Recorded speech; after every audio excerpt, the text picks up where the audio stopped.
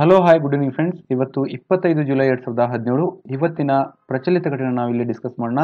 Let start.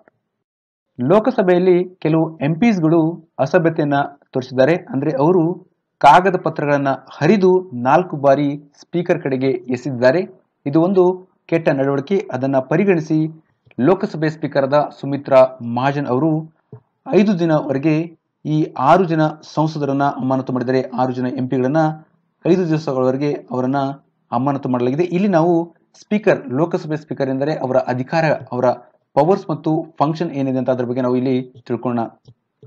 Lok Sabha ಸ್ಪೀಕರ್ನ powers ಮತ್ತು ಫಂಕ್ಷನ್ಗಳ ಬಗ್ಗೆ ನಾವು ಇಲ್ಲಿ ತಿಳ್ಕೊಳ್ಳೋಣ.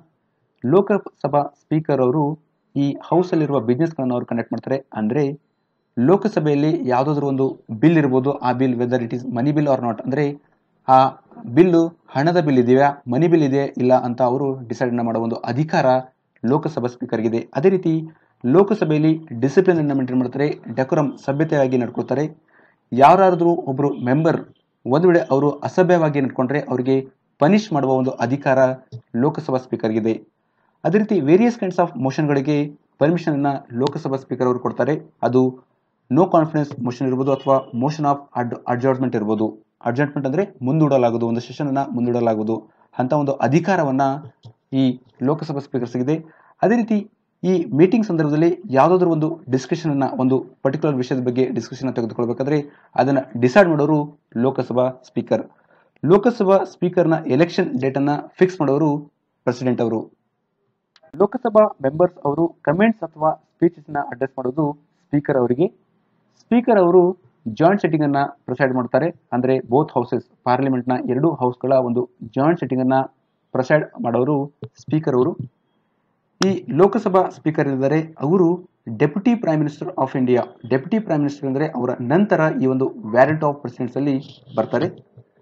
ಪೊಲಿಟಿಕಲ್ ಎಕ್ಸಿಕ್ಯೂಟಿವ್ ನಲ್ಲಿ ಸ್ಪೀಕರ್ ಅವರ ಸ್ಥಾನ 6ನೇ rank, 6th rank. Okay. Mount Abu ಅಲ್ಲಿ 24 ತಾಸುಗಳಲ್ಲಿ 770 mm ಮಳೆ ಆಗಿದೆ ಅಂತೆ, ಬಹಳಷ್ಟು ಮಳೆ ಆಗಿದೆ. ಸೊ ಇದು ಮೌಂಟ್ ಅಬು ಏನಿದೆ, ಇದೊಂದು hill station, popular hill station, Aravalli ranges ಅಲ್ಲಿ ಬರುತ್ತೆ. ಲೊಕೇಟ್ ಆಗಿರೋದು ರಾಜಸ್ಥಾನದ ಸಿರೋಹಿ ಡಿಸ್ಟಿಕ್. ಇದು ವೆಸ್ಟರ್ನ್ ಇಂಡಿಯಾದಲ್ಲಿ ಬರುತ್ತೆ ಮತ್ತು ಗುಜರಾತ್ಗೆ ಬಾರ್ಡರ್ ಆಗಿದೆ, ಅಂದ್ರೆ near border to the Gujarat. So ಈ ಮೌಂಟ್ ಅಬುಗೆ an oasis in the desert ಅಂತ ರೆಫರ್ ಮಾಡ್ತಾರೆ. ಸೊ ನೆನ್ಪಿಟ್ಕೊಳ್ಳೋದು, ಮೌಂಟ್ ಅಬು ಬರೋದು ರಾಜಸ್ಥಾನದ ಸಿರೋಹಿ ಡಿಸ್ಟ್ರಿಕ್ಟ್ ನಲ್ಲಿ. ಪಾಯಿಂಟ್ ಆಫ್ ಎಕ್ಸಾಮಿನೇಷನ್ಗೆ ಮೌಂಟ್ ಅಬು ಎಲ್ಲಿ ಲೊಕೇಟ್ ಆಗಿದೆ ಅಂತ ಕೇಳಬಹುದು. ಸೊ ರಾಜಸ್ಥಾನದ ಸಿರೋಹಿ ಡಿಸ್ಟ್ರಿಕ್ಟ್ ನಲ್ಲಿ ಇದೊಂದು popular hill station, Aravalli ranges ಅಲ್ಲಿ ಬರುತ್ತೆ.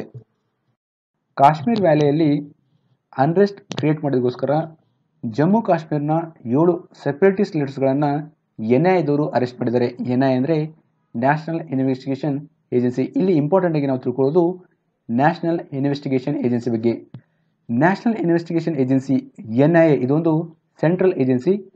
ಎಸ್ಟಾಬ್ಲಿಷ್ ಮಾಡಿದವರು ಇಂಡಿಯನ್ ಗೌರ್ಮೆಂಟ್. ಟೆರರ್ ರಿಲೇಟೆಡ್ ಇಶ್ಯೂಗಳನ್ನ ಕಂಬೇಟ್ ಮಾಡೋಕ್ಕೋಸ್ಕರ ನಮ್ಮ ಭಾರತದಲ್ಲಿ ಈ ನ್ಯಾಷನಲ್ ಇನ್ವೆಸ್ಟಿಗೇಷನ್ ಏಜೆನ್ಸಿಯನ್ನ ಕ್ರಿಯೇಟ್ ಮಾಡಿದ್ದಾರೆ, ಎಸ್ಟಾಬ್ಲಿಷ್ ಮಾಡಿದ್ದಾರೆ. ಪಾರ್ಲಿಮೆಂಟ್ ಅಲ್ಲಿ national investigation agency act 2008 pass ಮಾಡುವ ಮುಖಾಂತರ ನ್ಯಾಷನಲ್ ಇನ್ವೆಸ್ಟಿಗೇಷನ್ ಏಜೆನ್ಸಿಯನ್ನ ಭಾರತದ ಗೌರ್ಮೆಂಟ್ ಎಸ್ಟಾಬ್ಲಿಷ್ ಮಾಡಿದೆ. ಸೊ ಈ ಏಜೆನ್ಸಿ ಮುಖಾಂತರ ಟೆರರ್ ರಿಲೇಟೆಡ್ ಕ್ರೈಮ್ಸ್ ಗಳನ್ನ ಹೋಗಲಾಡೋಗೋಸ್ಕರ, ಅಂದ್ರೆ ಡೀಲ್ಗಳನ್ನ, ಟೆರರ್ ರಿಲೇಟೆಡ್ ಇಶ್ಯೂಗಳೇನಿರುತ್ತವೆ ಅದನ್ನ ಕಮಿಟ್ ಮಾಡೋಕ್ಕೋಸ್ಕರ ಈ ಏಜೆನ್ಸಿಯನ್ನ ಕ್ರಿಯೇಟ್ ಮಾಡಿದ್ದಾರೆ. ಗಂಗೋತ್ರಿ ಗ್ಲೇಷಿಯರ್ ಇದು 0.15 ಸ್ಕ್ವೇರ್ ಕಿಲೋಮೀಟರ್ ಮೆಲ್ಟ್ ಆಗಿದೆ ಅಂತೆ 9 ವರ್ಷಗಳಲ್ಲಿ. ಇದನ್ನ ಸ್ಟಡಿ ಮಾಡಿದವರು ಇಂಡಿಯನ್ ಸ್ಪೇಸ್ ರಿಸರ್ಚ್ ಆರ್ಗನೈಸೇಷನ್, ಇಸ್ರೋದವರು. ಇಸ್ರೋದವರು 1962ರ ನಮ್ಮ ಭಾರತದ ಮ್ಯಾಪ್ ಅನ್ನ ಬೇಸ್ ಆಗಿಟ್ಕೊಂಡು ಈ ಸರ್ವೆಯನ್ನ ಮಾಡಿದ್ದಾರೆ. ಈ ಸರ್ವೆಯಿಂದ ಏನು ಗೊತ್ತಾಗಿದೆ ಅಂದ್ರೆ 9 ವರ್ಷಗಳಲ್ಲಿ 0.15 square kilometre Gangotri glacier melt ಆಗಿದೆ ಅಂತೆ. ಗಂಗೋತ್ರಿ ಗ್ಲೇಷಿಯರ್ ಇದು ಲೊಕೇಟ್ ಆಗಿರೋದು ಉತ್ತರಾಖಂಡದಲ್ಲಿ, ಉತ್ತರಾಖಂಡದ ಉತ್ತರಕಾಶಿ ಡಿಸ್ಟ್ರಿಕ್ಟ್ ನಲ್ಲಿ.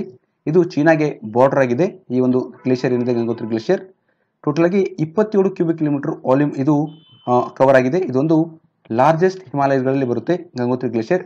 ಇದು ಮ್ಯಾಪ್ ಅಲ್ಲಿ ನಾವು ನೋಡ್ಕೊಳ್ಳೋಣ. ಗಂಗೋತ್ರಿ ಗ್ಲೇಷಿಯರ್ ಇಲ್ಲಿ ಮ್ಯಾಪ್ ಅಲ್ಲಿ ನೋಡಿ, ಇಲ್ಲಿ ಲೊಕೇಟ್ ಆಗಿದೆ ಗಂಗೋತ್ರಿ ಗ್ಲೇಷಿಯರ್. ಇದು ಉತ್ತರಾಖಂಡದಲ್ಲಿ ಬರುತ್ತೆ, ಉತ್ತರಕಾಶಿ ಡಿಸ್ಟ್ರಿಕ್ಟ್ ನಲ್ಲಿ. ಇದು ಚೀನಾಗೆ ಬಾರ್ಡರ್ ಆಗಿದೆ. ಗಂಗೋತ್ರಿ ಗ್ಲೇಷಿಯರ್ಗೆ ಇನ್ನೊಂದು ಹೆಸರು ಗೋಮುಖ ಅಂತ ಕರೀತಾರೆ. ನೋಡಿ ಇಲ್ಲಿ ನೋಡಿ, ಇದು ಗಂಗೋತ್ರಿ ಗ್ಲೇಷಿಯರ್. ನಮ್ಮ ದೇಶದಲ್ಲಿ ಪ್ರವಾಸೋದ್ಯಮವನ್ನ ಉತ್ತೇಜಿಸುವ ಸಲುವಾಗಿ ಪ್ರಮೋಟ್ ಮಾಡೋಕ್ಕೋಸ್ಕರ ಟೂರಿಸಂನ ಕೇಂದ್ರ ಸರ್ಕಾರದವರು ಒಂದು ಯೋಜನೆಯನ್ನು ಸ್ಟಾರ್ಟ್ ಮಾಡಿದರೆ. ಅದರ ಹೆಸರು ಸ್ವದೇಶ ದರ್ಶನ ಯೋಜನೆ ಅಂತ. ಈ ಸ್ವದೇಶ ದರ್ಶನ ಯೋಜನೆಯಲ್ಲಿ ನಮ್ಮ ಕರ್ನಾಟಕದ ಹಂಪಿಯು ಸೇರ್ಕೊಂಡಿದೆ. ಅಂದ್ರೆ ಈ ಯೋಜನೆಯ ಮುಖಾಂತರ ಟೂರಿಸಂ ಪ್ಲೇಸಸ್ ಏನಿದೆ ಅದನ್ನ ಅಭಿವೃದ್ಧಿ ಮಾಡ್ತಾರೆ. ಸೊ ಈ ಯೋಜನೆ ಅಡಿ 2 ಸರ್ಕ್ಯೂಟ್ಗಳನ್ನ ರೂಪಿಸಲಾಗಿದೆ. ಹಂತ ಹಂತವಾಗಿ ಅಭಿವೃದ್ಧಿ ಮಾಡೋಗೋಸ್ಕರ, ಡೆವಲಪ್ಮೆಂಟ್ ಮಾಡೋಗೋಸ್ಕರ ಈ tourism ಪ್ಲೇಸ್ಗಳನ್ನ.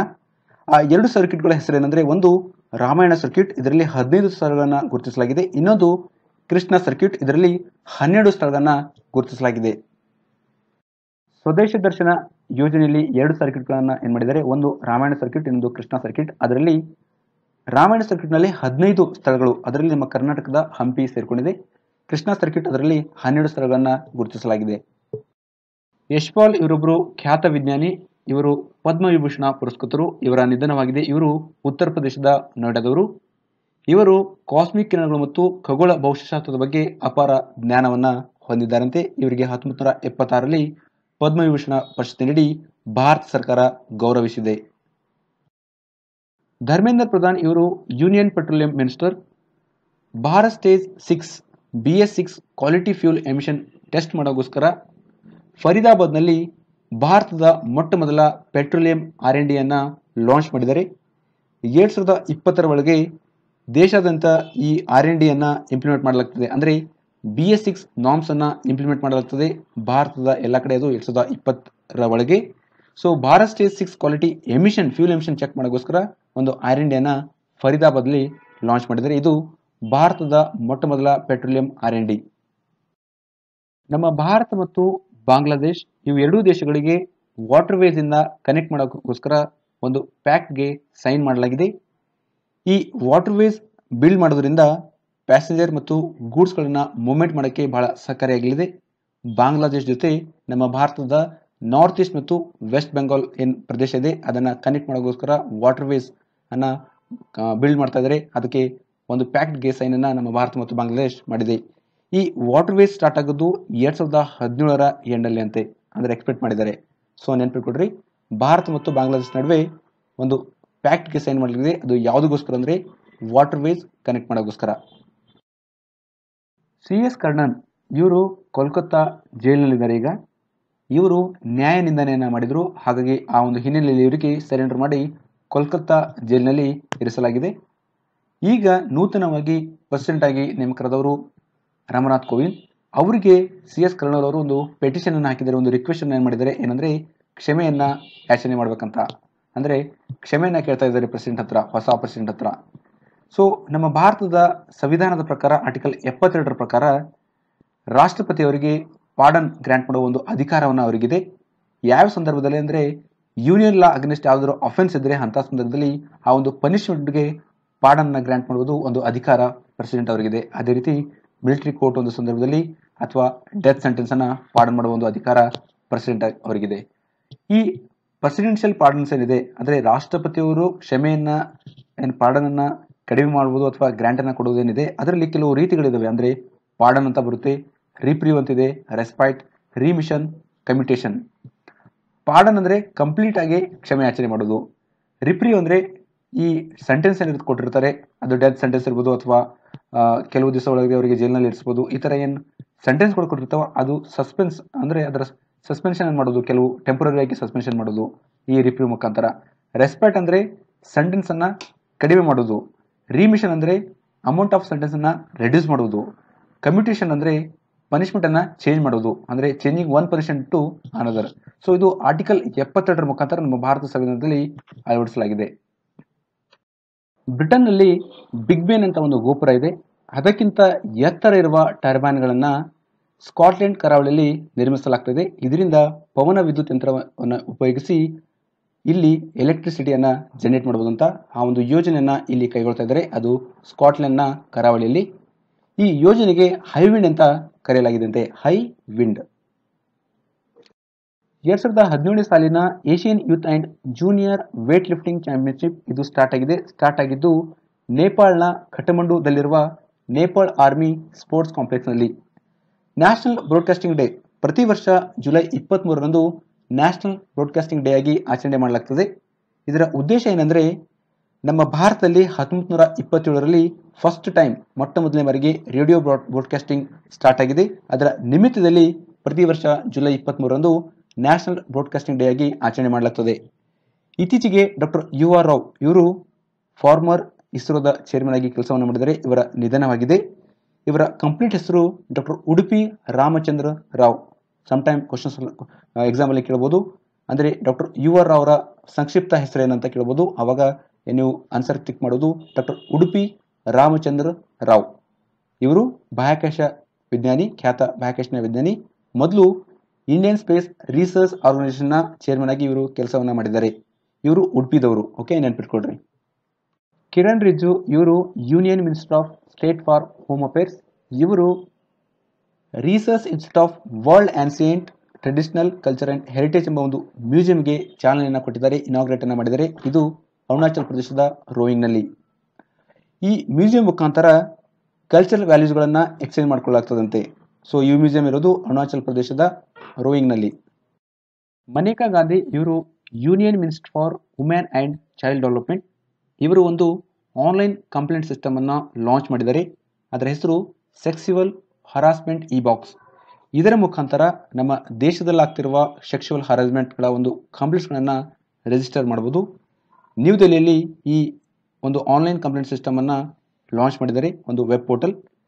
Sexual harassment of women at workplace prevention prohibition and redressal act 2013 ಏನಿದೆ, SH ಆ್ಯಕ್ಟ್, ಇದನ್ನು ಎಫೆಕ್ಟಿವ್ ಆಗಿ ಇಂಪ್ಲಿಮೆಂಟ್ ಮಾಡೋಕ್ಕೋಸ್ಕರ ಈ ಹೊಸ ಇನಿಷಿಯೇಟಿವ್ ಅನ್ನು ಮನೇಕಾ ಗಾಂಧಿಯವರು ಲಾಂಚ್ ಮಾಡಿದ್ದಾರೆ. ಸೆಕ್ಸುವಲ್ ಹರಾಸ್ಮೆಂಟ್ ಇ ಬಾಕ್ಸ್ ಇದೊಂದು ಆನ್ಲೈನ್ ಕಂಪ್ಲೇಂಟ್ ಸಿಸ್ಟಮ್, ಒಂದು web portal. Okay, thank you so much. ಒಂದು ವೇಳೆ ನನ್ನ ವಿಡಿಯೋ ಲೈಕ್ ಆದರೆ ಪ್ಲೀಸ್ ಲೈಕ್ ಮಾಡಿರಿ, ಶೇರ್ ಮಾಡಿರಿ, ಸಬ್ಸ್ಕ್ರೈಬ್ ಮಾಡಿರಿ. ಸಬ್ಸ್ಕ್ರೈಬ್ ಮಾಡೋಕ್ಕೋಸ್ಕರ ನೀವು ಯೂಟ್ಯೂಬ್ ವೆಬ್ಸೈಟ್ಗೆ ಹೋಗಿ ಸರ್ಚ್ ಬಾಕ್ಸ್ನಲ್ಲಿ KPC ಟ್ಯೂಟರ್ ಅಂತ ಸರ್ಚ್ ಮಾಡಿದಾಗ ನಿಮಗೆ ಈ ಥರ ಒಂದು ಪೇಜ್ ಬರುತ್ತೆ. ನಿಮ್ಮ ರೈಟ್ ಹ್ಯಾಂಡ್ ಸೈಡಲ್ಲಿ ಸಬ್ಸ್ಕ್ರೈಬರ್ ಅಂತ ಒಂದು ಆಪ್ಷನ್ ಇದೆ, ಅದರ ಮೇಲೆ ಕ್ಲಿಕ್ ಮಾಡಿದ್ರೆ ನನ್ನ ಚಾನೆಲ್ನ ಸಬ್ಸ್ಕ್ರೈಬರ್ ಆಗಿರ್ತೀರ ನೀವು. ಇದರ ಮುಖ್ಯ ಉದ್ದೇಶ ಏನೆಂದರೆ ಸಬ್ಸ್ಕ್ರೈಬ್ಗೆ ಯಾವುದೇ ಒಂದು ಚಾರ್ಜ್ ಇಲ್ಲ, ಮತ್ತು ಸಬ್ಸ್ಕ್ರೈಬ್ ಆಗೋದ್ರಿಂದ ನಿಮಗೆ ನಾನು ಯಾವುದೊಂದು ಹೊಸ ವಿಡಿಯೋ ಬಿಟ್ಟಾಗ ನಿಮಗೆ ನೋಟಿಫಿಕೇಶನ್ ಬರುತ್ತೆ, ಗೊತ್ತಾಗುತ್ತೆ, ಇಮಿಡಿಯೇಟಾಗಿ ನೀವು ನೋಡ್ಬೋದು. ಅದೇ ರೀತಿ ಇದರ PDF ನಿಮಗೆ ಬೇಕಾದರೆ ನೀವು KPC ಟ್ಯೂಟರ್ ಅಂತ ನಂದು ಒಂದು ಟೆಲಿಗ್ರಾಮ್ ಚಾನಲ್ ಇದೆ. ಆ ಟೆಲಿಗ್ರಾಮ್ ಚಾನಲ್ ನೀವು ಜಾಯ್ನ್ ಆಗಿ ಇಲ್ಲಿ ಲಿಂಕನ್ನು ಕೊಟ್ಟಿದ್ದೀನಿ. ಅಥವಾ KPC ಟ್ಯೂಟರ್ ಅಂತ ನೀವು ಸರ್ಚ್ ಬಾಕ್ಸ್ನಲ್ಲಿ, ಟೆಲಿಗ್ರಾಮಲ್ಲಿ ಸರ್ಚ್ ಬಾಕ್ಸ್ನಲ್ಲಿ ಕೊಟ್ಟಾಗ ಅಲ್ಲಿ ನಿಮಗೆ ನನ್ನ ಚಾನಲ್ನ ಹೆಸರು ಮೂಡುತ್ತೆ, ಮತ್ತು ನೀವು ಅಲ್ಲಿ ಜಾಯ್ನ್ ಆಗ್ಬೋದು. ಸೊ ಇದರ ಲಿಂಕನ್ನು, ಈ ಒಂದು PDF ಅನ್ನು ಡೌನ್ಲೋಡ್ ಮಾಡೋಕ್ಕೋಸ್ಕರ ಲಿಂಕನ್ನು ಸಹಿತ ನಾನು ಡಿಸ್ಕ್ರಿಪ್ಷನ್ ಬಾಕ್ಸಲ್ಲಿ ಕೊಟ್ಟಿರ್ತೀನಿ ಈ ಒಂದು ಯೂಟ್ಯೂಬ್ ವಿಡಿಯೋದಲ್ಲಿ. ಸೊ ಅಲ್ಲಿ ಸಹಿತ ಹೋಗಿ ನೀವು PPT ಅನ್ನು ಡೌನ್ಲೋಡ್ ಮಾಡ್ಕೋಬೋದು. Okay, thank you.